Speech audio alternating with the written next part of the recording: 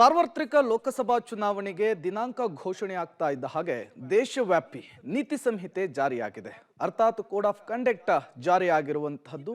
ಈ ಬೆನ್ನಲ್ಲೇ ಚುನಾವಣೆಗೆ ಅಕ್ರಮವನ್ನ ಆಗುವಂತಹದ್ದನ್ನು ತಡೆಯುವಂತಹ ನಿಟ್ಟಿನಲ್ಲಿ ರಾಜ್ಯದಲ್ಲೂ ಕೂಡ ಪೊಲೀಸರು ಮತ್ತು ಅಧಿಕಾರಿಗಳು ಚೆಕ್ ಪೋಸ್ಟ್ ಅನ್ನ ನಿರ್ಮಾಣ ಮಾಡಿ ವಾಹನಗಳ ತಪಾಸಣೆಯಲ್ಲೂ ಕೂಡ ನಿರತರಾಗಿದ್ದಾರೆ.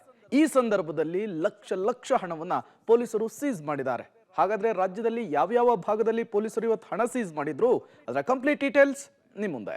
ಚುನಾವಣಾ ಕಣದಲ್ಲಿ ಜನ ಕಾಂಚಾಣ, 2 ಚೆಕ್ ಪೋಸ್ಟ್ಗಳಲ್ಲಿ ಲಕ್ಷ ಹಣ ಸೀಸ್.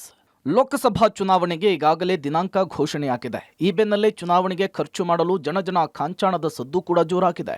ಬೆಂಗಳೂರಿನ ಅಶೋಕನಗರ ಠಾಣಾ ವ್ಯಾಪ್ತಿಯಲ್ಲಿ ದಾಖಲೆ ಇಲ್ಲದೆ ಸಾಗಿಸ್ತಾ ಇದ್ದ 12,16,000 ಹಣವನ್ನು ಸೀಸ್ ಮಾಡಲಾಗಿದೆ.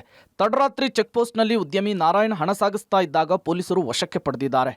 ನಾರಾಯಣ್ ಕೋಳಿ ವ್ಯಾಪಾರವನ್ನ ಮಾಡ್ತಾ ಇದ್ದು ಅಂಗಡಿಗಳಿಂದ ಹಣವನ್ನ ಕಲೆಕ್ಟ್ ಮಾಡಿಕೊಂಡು ಹೋಗ್ತಾ ಇದ್ದಿದ್ದಾಗಿ ಹೇಳಿದ್ದಾರೆ. ನಾರಾಯಣ್ ವಿರುದ್ಧ ಅಶೋಕನಗರ ಪೊಲೀಸ್ ಠಾಣೆಯಲ್ಲಿ ದೂರು ದಾಖಲಾಗಿದೆ. ಇನ್ನು ಇತ್ತ ನೆಲಮಂಗಲದಲ್ಲೂ ಕೂಡ ದಾಖಲೆ ಇಲ್ಲದೆ 8 ಲಕ್ಷ ಹಣವನ್ನ ನೆಲಮಂಗಲ ಟೌನ್ ಸ್ಟೇಷನ್ ವ್ಯಾಪ್ತಿಯ ಚೆಕ್ಪೋಸ್ಟ್ನಲ್ಲಿ ಜಪ್ತಿ ಮಾಡಲಾಗಿದೆ.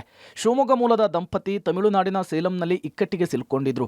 ಕಾರ್ನಲ್ಲಿ ವಾಪಸ್ ಬರುವಾಗ ತಪಾಸಣೆಯ ವೇಳೆ 40,000 ಮೌಲ್ಯದ ಸೀರೆ, 40,000 ರೂಪಾಯಿ ನಗದು, ಪತ್ನಿ ಬಳಿ ಇದ್ದಂತಹ 3,000 ವಶಕ್ಕೆ ಪಡೆದಿದ್ದಾರೆ.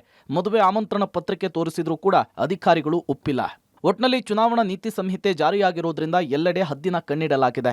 ಚೆಕ್ ಪೋಸ್ಟ್ಗಳಲ್ಲಿ ಕಟ್ಟುನಿಟ್ಟಿನ ತಪಾಸಣೆ ನಡೆಸಲಾಗ್ತಾ ಇದೆ. ಸದ್ಯ ವಶಪಡಿಸಿಕೊಂಡಿರುವ ಹಣದ ಮೂಲದ ಬಗ್ಗೆ ಪೊಲೀಸರು ಮಾಹಿತಿ ಪಡೆದಿದ್ದಾರೆ. Nagesh Gangenahalli, crime bureau, public TV, Bengaluru.